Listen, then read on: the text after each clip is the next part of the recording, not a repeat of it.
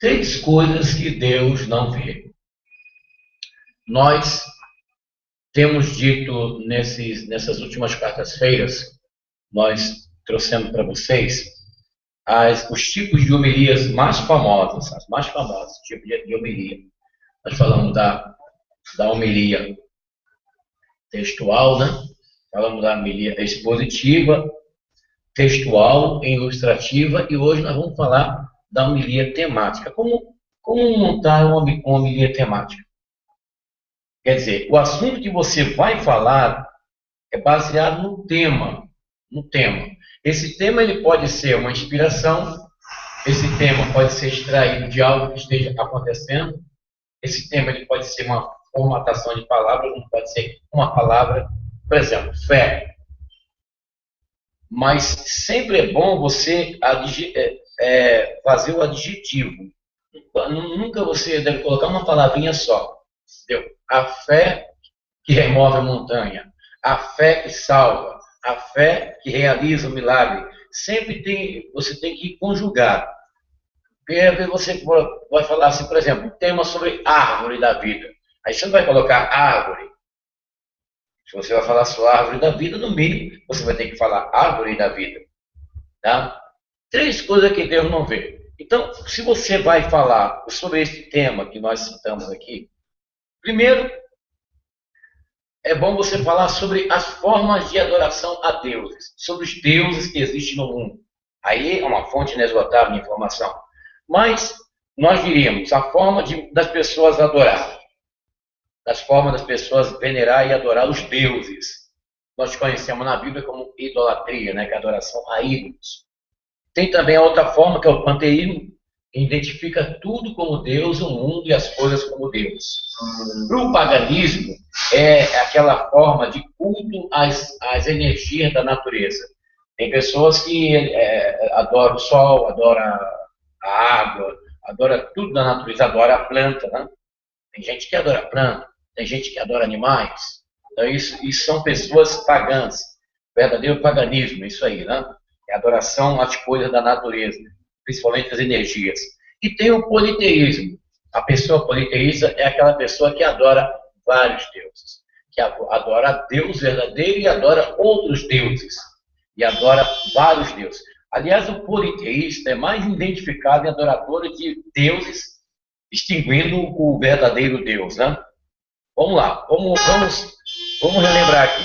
Idolatria, adorador de ídolos. Panteísmo, todo aquele que adora tudo e tudo que há neste mundo. Por exemplo, até essa caixa de fósforo, para o panteísta é um deus. Entendeu? A caixa de fósforo, esse microfone que está aqui nas minhas mãos, uma lâmpada, tudo é Deus para o panteísta.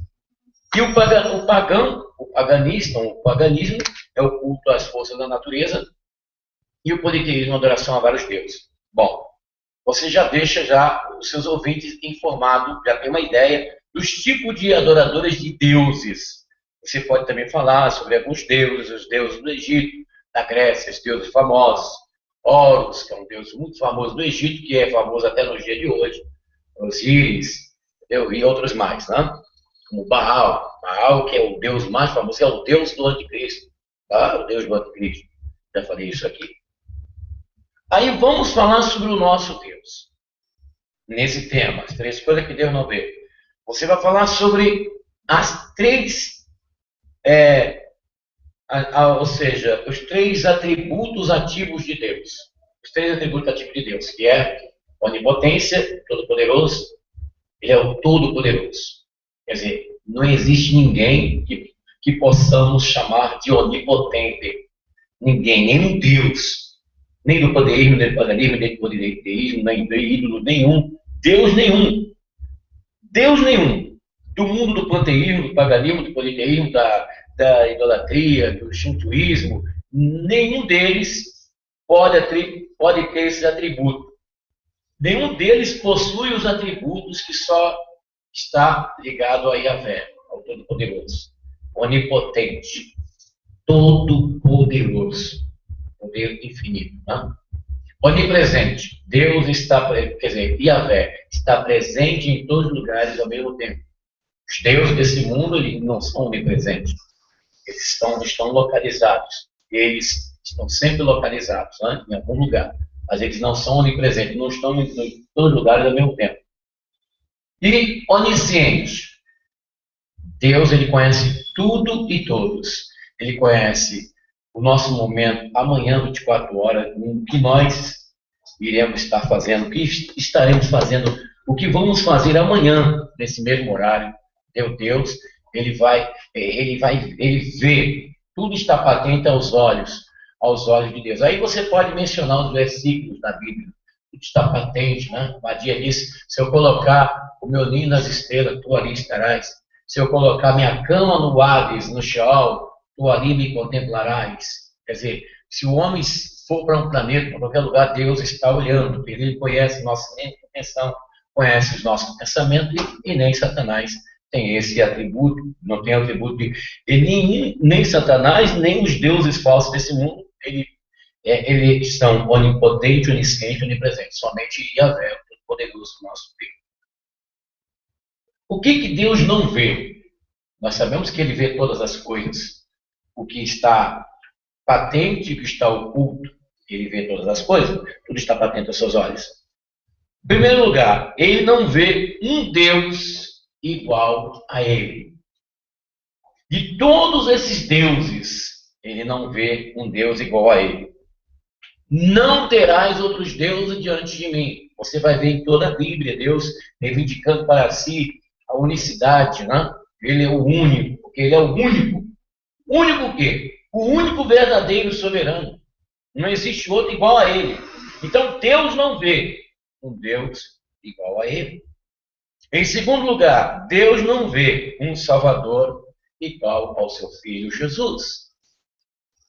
Aí você vai falar dos salvadores do mundo, de Mahat, de tantos deuses que existem, como Buda, das religiões, como o Zoroastro, o Zoroatrismo, o Madeísmo, Maomé. O que difere de todos esses deuses que são venerados e adorados das religiões, das seitas do mundo inteiro? Qual é a diferença? O que difere desses salvadores para o Salvador Jesus Cristo e o Ahushua, a Mashiach? O que difere é que todos eles foram para a sepultura, ficaram na sepultura. E o nosso Salvador ressuscitou no terceiro dia e está à direita do Pai, e um dia voltará para mostrar o seu corpo. Essa é a grande diferença. Tem enormes diferenças, mas essa é a principal. Ele ressuscitou, ele está vivo. E os demais, que disseram que eram salvadores, que disseram que vieram para salvar, que vieram para fazer isso e aquilo, todos eles morreram, grandes. Todos eles morreram, todos eles jaz na sepultura, né?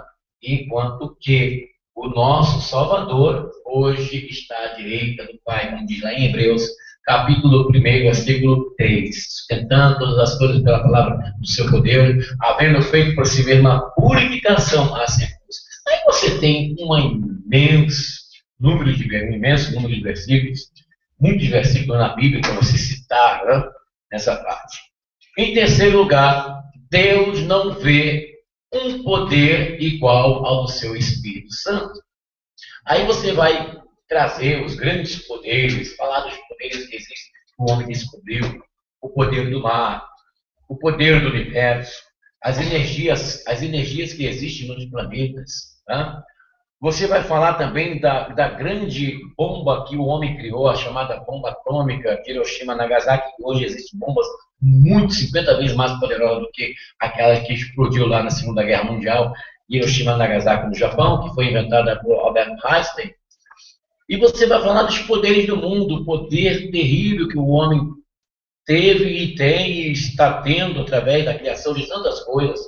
Você vai falar da energia elétrica, você vai usar os conhecimentos da quântica, da física, para você expor alguns famosos poderes conhecidos por todos nós no mundo inteiro, como a ARP, né, que é uma estação que existe lá em Alasca, nos Estados Unidos, onde eles colocam, eles transmitem através de ondas de rádio, ondas poderosas que mexem até com a atmosfera da Terra. E poderíamos falar dos foguetes que o homem criou, que rompe, que voa mais do que a velocidade do som. e das experiências, mas Deus não vê um poder igual ao do seu Espírito. Aí você vai falar do Espírito Santo, né? O poder do Divino Espírito Santo, o que realiza na Igreja de Jesus, o que é capaz de realizar no coração do homem. Aí você entra, conclui essa palavra, né? As três coisas que Deus não vê. Você falando o primeiro, um Deus não vê um Deus igual a ele. Em segundo, Deus não vê um Salvador igual ao seu Filho, e Deus não vê poder igual ao do seu Espírito Santo. Você note bem que você começou falando sobre as formas de adorações e ideias que existem a respeito de deuses. Né? Existem ideias errôneas. O panteísmo, o paganismo, o politeísmo, a idolatria, são ideias errôneas acerca de Deus. Tá?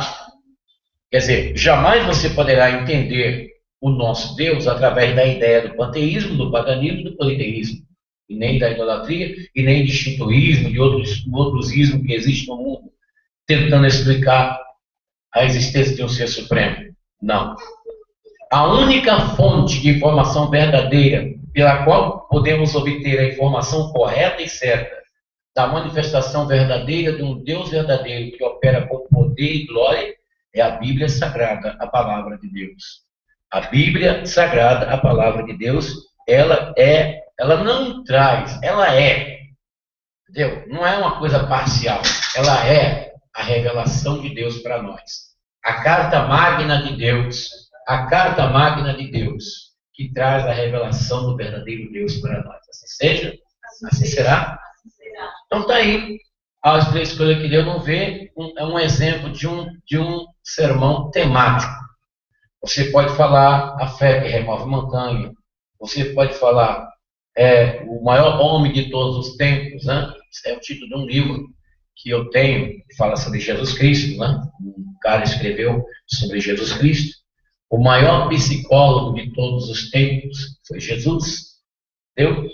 Você pode criar um tema baseado até mesmo no versículo, baseado num pensamento seu, baseado numa experiência, baseado no algo que você viu durante o dia, né?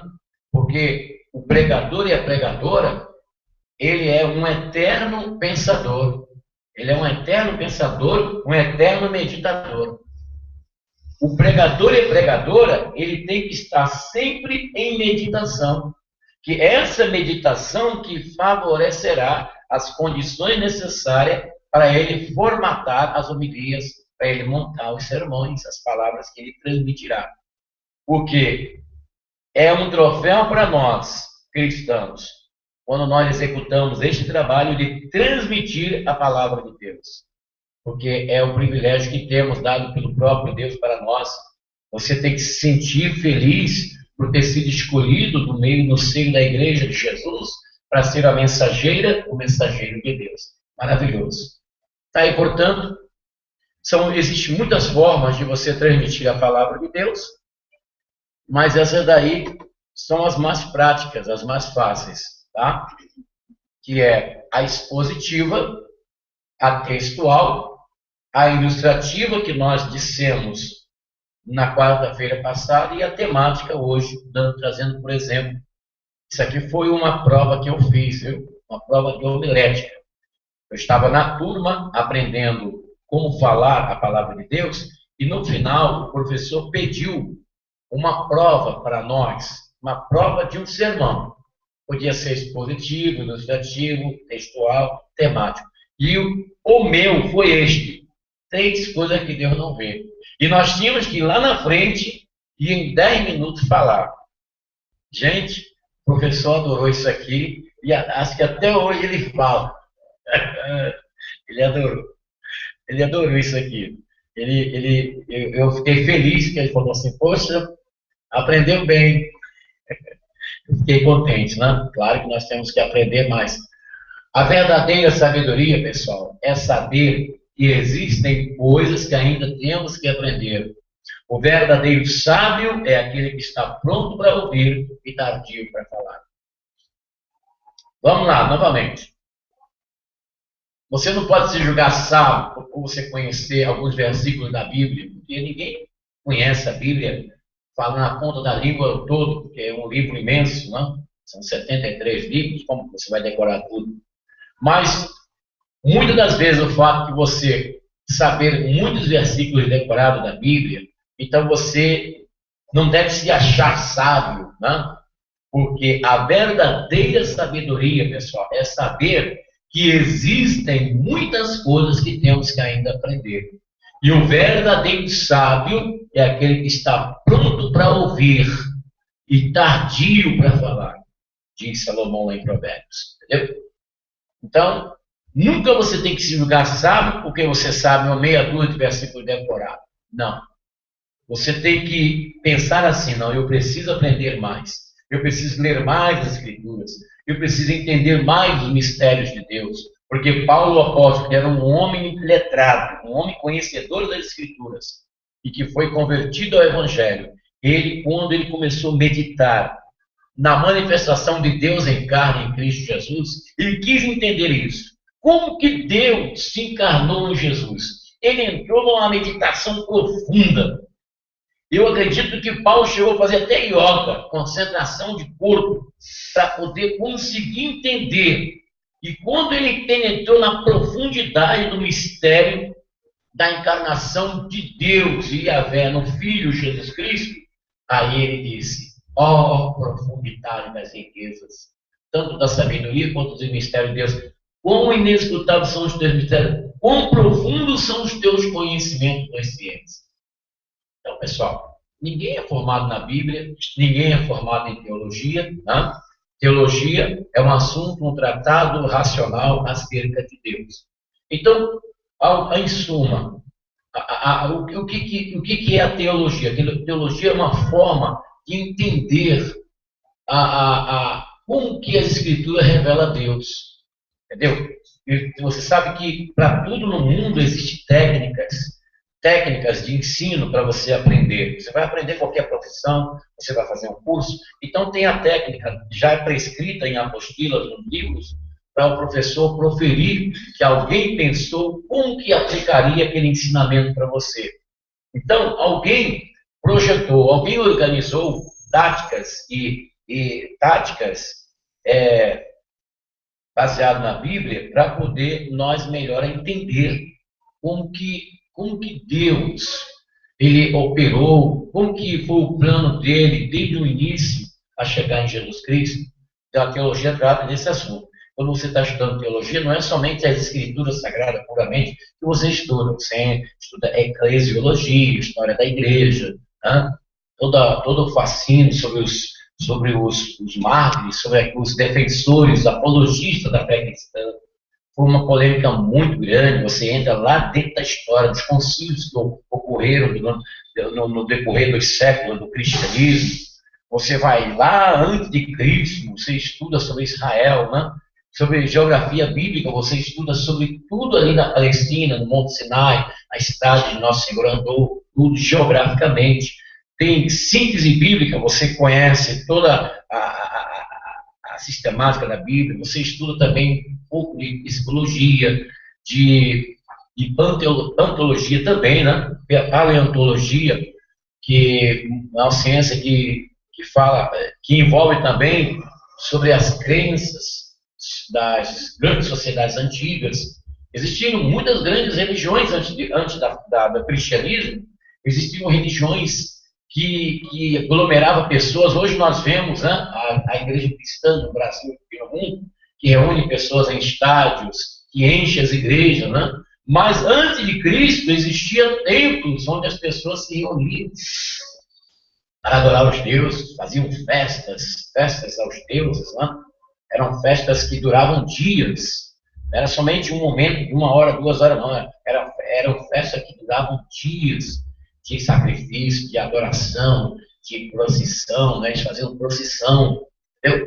A procissão da Igreja Católica Romana não foi uma criação da própria Igreja Católica Romana, não. A procissão foi cópia das religiões pagãs. Foi cópia das religiões pagãs. As religiões pagãs faziam procissões para os seus deuses. Entendeu? Então é muito bom você que é uma pessoa que tem a intenção de ministrar a palavra de Deus, ler. Deu uma coisa boa, vocês que possuem a televisão em casa, existe um canal chamado History, canal History Geography. Esses canais são canais que traz reportagem, documento, é, documentários interessantíssimos sobre a Bíblia. É muito bom você assistir. É muito bom você assistir esses documentários, principalmente quando fala sobre arqueologia bíblica. Arqueologia bíblica se fala sobre assuntos do Egito, das pirâmides de Quéops Viquerinos, né? Quando fala sobre os faraós, sobre a egiptologia, né? Aqui em São Paulo, tem aqui na Bienal, de vez em quando é bom você, através da internet, você consultar, e às vezes anuncia na televisão. Tudo que aparece na Bienal aqui em São Paulo, é bom você ir lá ver. Você paga 3, 4, 5 reais para entrar aqui na UEMB, tá? Ou então na Assembleia Legislativa, aqui é onde tem a Assembleia Legislativa, ali em Ibirapuera, e você chega lá na Bienal, sempre tem algo interessante. Por exemplo, agora está sendo apresentado lá, e até eu pretendo ir lá, está sendo apresentado lá uma espécie de parece que é uma peça teatral sobre religião. O cara está falando sobre religião universal, entendeu? Incluindo cristianismo, budismo, todas as religiões do mundo. E tem um cara muito, muito inteligente, cara. É um assunto que está ligado à Argentina. É um cara da Argentina, teatrólogo. Eu vi o comentário na Globo News, no Globo News ontem à noite. Eu estava assistindo na minha casa e até pensei assim, poxa, eu vou dar um pulo lá, vou ver o que é isso aí. Porque às vezes eu não vou lá pessoalmente, mas eu entro na internet e vou lá e vasculho para ver o que é o assunto. Porque você tem que se interagir com tudo. E essas informações que você vai sacando, que você vai adquirindo, é que vai te dar condição de você poder falar. Porque para você atingir, ou seja, melhor dizendo, para você alcançar o objetivo, que é levar a palavra de Deus para o coração do povo, você tem que interagir com tudo aquilo que o povo está convivendo e vivendo. Aquilo que o povo está ligado. Você tem que estar sempre atualizado, pessoal, em tudo. Sempre atualizado. Para você não estar falando para o vento. Para você falar e alcançar o objetivo, você tem que estar interagindo com tudo que o povo está convivendo e vivendo. E como que você vai fazer isso? Hoje, às vezes você não pode sair de casa, mas através da internet. Através da internet. Por exemplo, eu vou fazer uma pesquisa sobre esse teatrólogo lá da Argentina, que está exibindo um assunto sobre religião. Sobre religião lá na Bienal. Eu não sei se a Bienal está lá no Jardim Ibirapuera ou se está no Anhembi. Eu acredito que esteja lá no Anhembi, entendeu?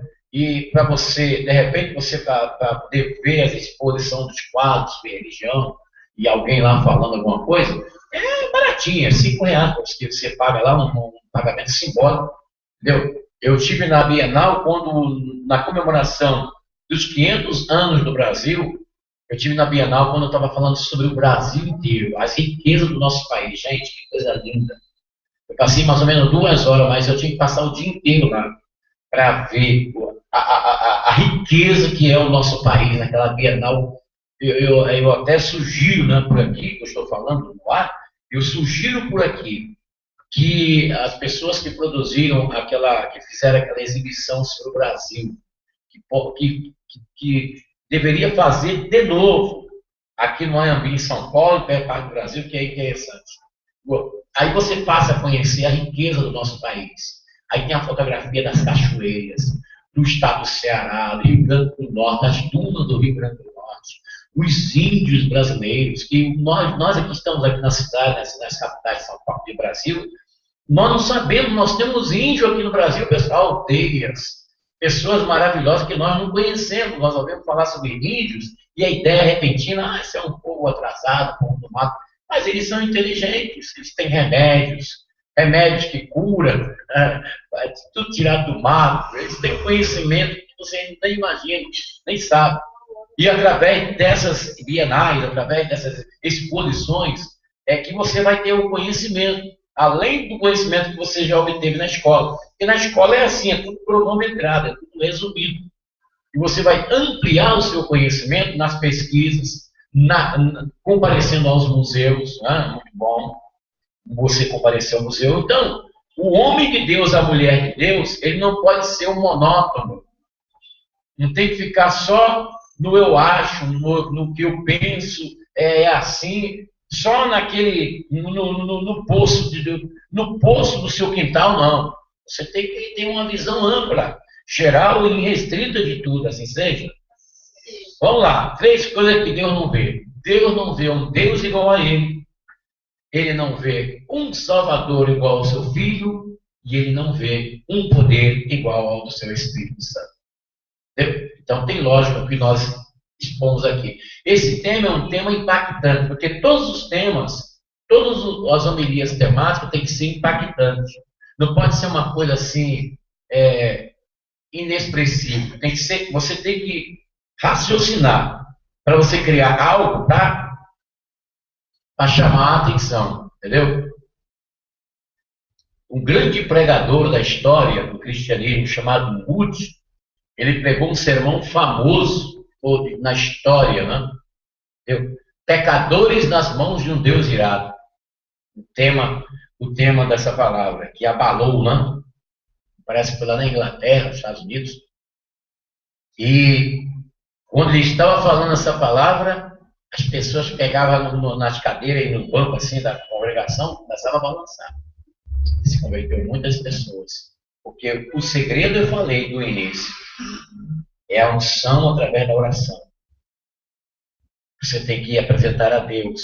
Porque se você montar o seu sermão, a sua homilia para entregar para os seus ouvintes, e você não buscar a unção do Espírito Santo, simplesmente vai ser palavras mecânicas e não vão ter, porque o objetivo tem que haver a unção dos céus, a unção do Espírito Santo. Isso você adquire através da oração. Deus nos abençoe em nome de Jesus.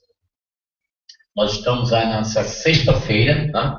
Vamos encerrar aí agora é só vitória, falando sobre a grande vitória da Igreja de Jesus. Qual é a maior vitória da Igreja de Jesus? Então, vamos falar deste tema na próxima sexta-feira. E sexta-feira agora, dia 19 de setembro, nós estaremos aqui iniciando a novena do fogo, fogo que queima todo o mal. Assim seja, Deus nos deu a inspiração no monte para fazer a novena do fogo, a trezena do fogo, as 13 vezes, até o final do ano, sobre o fogo que queima o mal. E nós temos que pedir a Deus para o nosso Senhor queimar através do Espírito Santo o inimigo das nossas vidas, em nome de Jesus, nosso Senhor. Né? Fogo, né? O fogo dos céus, fogo de Deus, fogo do Espírito Santo, para queimar o mal. E a oração já está sendo realizada, já está sendo fabricada lá na gráfica, né? Produzida na gráfica, e provavelmente amanhã nós já teremos aí a oração, quando vocês chegarem na sexta-feira, então já vai estar a oração aí nas cadeiras, a oração do fogo que queima todo o mal, em nome de Jesus, o nosso, vai ser bênção pura. E no domingo, no encerramento da celebração da renovação carismática, nós vamos estar iniciando aí a celebração da família com a distribuição da aliança do amor. A aliança do amor, já estão aqui, tá? Já estão aqui a aliança, nós vamos dar. Cada pessoa vai receber uma aliança, ok? Aliança para abençoar a sua vida sentimental. Ah, mas eu já estou definido, já estou resolvido na vida. Aí você vai dar para outra pessoa. Você já vai uma forma de evangelizar. Você vai pegar a aliança, essas alianças aqui, a aliança do amor, receber na igreja para abençoar a sua vida conjugal. Você vai dar para alguém, tá bem? Então, todo domingo, quando você comparecer, você vai receber a aliança. Se você já tem a sua, então você não vai precisar usar. Você vai dar para alguém e convidar a pessoa para participar, para Deus abençoar em nome de Jesus. Terça-feira continua a penitência no monte, né? E na quarta-feira, em nome de Jesus, nós vamos realizar a cura com óleo da alegria. A cura divina com óleo, com a distribuição do óleo da alegria. Entendeu? Para Deus realizar a cura divina e a libertação em nome de Jesus, nosso Senhor. Vai ser bênção pura. Então eu vou pedir para vocês já começarem a orar a Deus a partir de hoje, pelas celebrações de sexta-feira, 9 da manhã, 3 da tarde, 18 horas, que vai ser a celebração da queima de todo o mal pelo poder do Espírito Santo, em nome de Jesus, o nosso Senhor. Se seja, se será. Quero dar um alô para os nossos amigos que nos acompanham pela internet. Eu sou o Bispo Afonso Querubim e nós estamos diretamente aqui do Santuário Iavé, de Santo Amaro, São Paulo, capital, que fica localizada na rua Desembargador Bandeira de Melo. E eu convido você para estar nesta sexta-feira. Nós vamos estar queimando mal. Vamos estar queimando mal em nome de Jesus. Você que foi vítima de obras malignas, você que vive uma vida atormentada, então você vai pedir conosco a Deus para o Senhor queimar todo o mal que esteja aí destruindo a sua vida. Toda a força do inimigo vai ser queimada pelo poder de Deus, no fogo do Divino Espírito Santo. No domingo, a celebração da família, da Sagrada Família, na instituição da Aliança do Amor, em nome de Jesus, o nosso Senhor. Tá bem? Você pode entrar em contato conosco, o nosso telefone é 2597-6926, prefixo 11, 2597-6926. Você pode mandar o seu e-mail, missãoiavé@gmail.com, missãoiavé@gmail.com. A qualquer momento eu vou estar por aqui, trazendo para você a palavra de Deus.